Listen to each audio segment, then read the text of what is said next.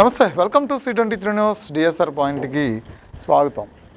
ఇప్పుడు మాజీ కేంద్ర మంత్రి చింతామోహన్ ఏమంటారంటే, డిఎస్సిలో అక్రమాలు జరిగినట్టు లేదంటే డిఎస్సి జరిగినటువంటి విధానాలు ఏవైతే ఉన్నాయో అవి ఎక్కడా కూడా అవినీతి జరిగినట్టు, లేదంటే నిబంధనలకు విరుద్ధంగా జరిగినట్టు, లేదంటే ఒక కులానికో అవకాశం ప్రాధాన్యతనిచ్చినట్టు ఎక్కడా కూడా ఆధారాలు లేవు అనేది చెప్తున్నారు. సరే, ఆయన కూడా ఆయనకున్నటువంటి నాలెడ్జ్లో అపార రాజకీయ అనుభవంతో అన్ని కోణాల్లో కూడా దీన్ని ధృవీకరించిన తర్వాత సేమ్ టైము జడా శ్రావణ్ కుమార్ ఆయన కూడా ఏం చెప్తున్నారంటే, ఇది హైకోర్టులో పిటిషన్ వేశారు, పిటిషన్ వేసిన రోజునే అది డిస్మిస్ అయ్యింది. ఎందుకంటే దానికి సంబంధించినటువంటి ఒక్క ఆధారం కూడా ఎక్కడా లేదు. ఆధారం కూడా లేకుండా కేసులు వేస్తే కోర్టు వాటిని డిస్మిస్ చేస్తుంది. దీనికి సంబంధించి ఆధారాలు లేవు, కేవలం ఆరోపణలు మాత్రమే అని ఆయన చెప్తూ ఉన్నాడు.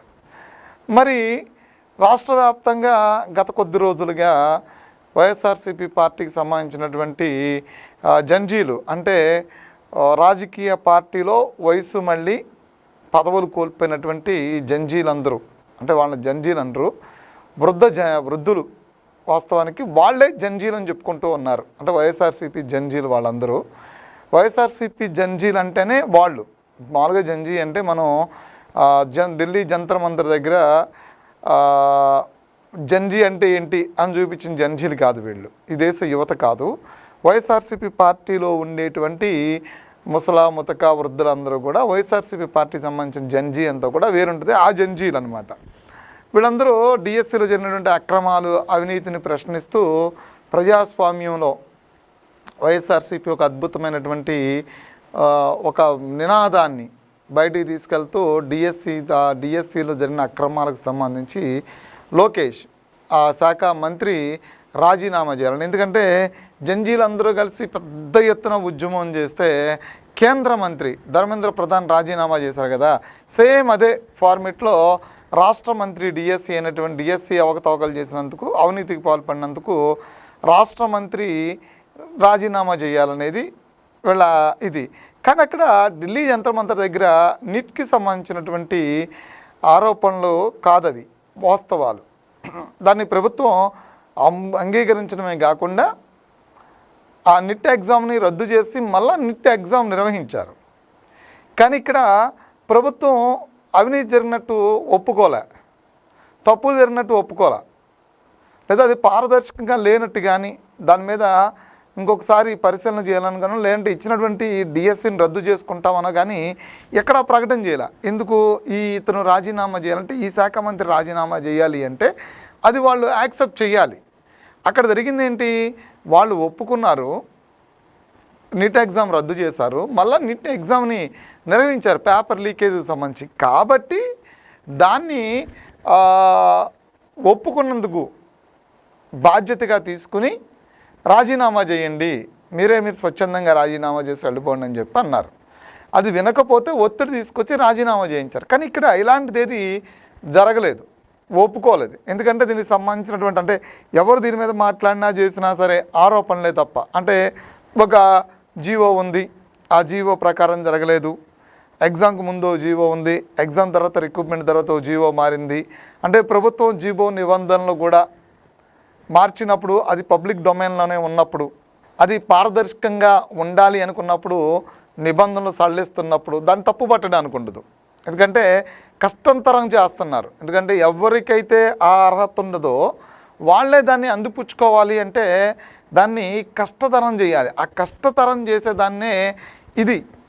అలా మార్పులు చేర్పులు చేసుకొచ్చిన దాన్ని మనం తప్పు పట్టే ప్రయత్నం చేశారు. సరే, ఆ తప్పు పట్టే ప్రయత్నంలో ఈరోజు రాష్ట్ర వ్యాప్తంగా కూడా ఉద్యమం చేయాలన్నారు, ర్యాలీలు చేయాలన్నారు. పోలీసులు వాటిని అడ్డుకున్నారు. అడ్డుకుంటే దాన్ని ఏమన్నారంటే, పోలీసులు చర్యలకు వ్యతిరేకంగా మళ్ళా ఈ జంజీ బృందం అంతా మాట్లాడుతుంది. కానీ ఇక్కడ నేను అంటున్నది ఏంటంటే, జంజీ ఎవరు? నారా లోకేష్ని తప్పు జరిగింది అని నిలదీయడానికి జంజీలు ఎక్కడున్నారు?